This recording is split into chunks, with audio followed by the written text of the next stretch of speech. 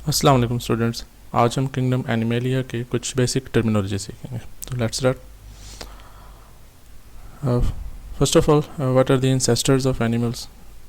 उससे पहले तो ये देखें कि एंसेस्टर्स होते क्या हैं। एंसेस्टर्स वो ऑर्गेनिजम्स हैं जिनसे अगली जनरेशन्स कंटिन्यू होती हैं, या फोर फादर्स कह सकते हैं आप उसे। जिससे हम कहते हैं जैसे लाइफ जब स्टार्ट हुई, the ancestor of all the living things, all the living species are the bacteria, the archaeobacteria. वहाँ से एवोल्यूशन यानी उससे पहले ऑर्गेनिजम्स नहीं थे, वो सबसे पहले ऑर्गेनिज्म है। उससे फिर आगे एवोल्यूशनरी लाइंस चल रही हैं, उससे अगली जो जनरेशन हैं उनको क्या कहेंगे, डिसेंडेंट्स।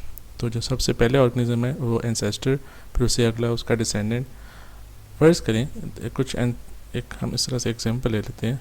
कोई ऑर्गेनिज्म है जो this is the first organism A, उससे एवोल्यूशन होती है, ऑर्गेनिज्म बी बन जाता है। A is the ancestor, B is the descendant.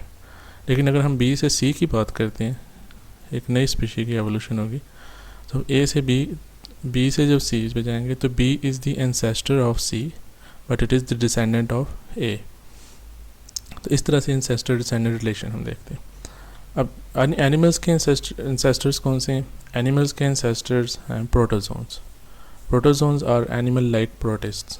Protist हम पढ़ चुके हैं, they are the eukaryotic organisms, unicellular. Protozoans are unicellular. इनसे एवोल्यूशन लाइक अमीबा, पैरामीशियम, वगैरह, तो they are the ancestors, they are called as protozoans.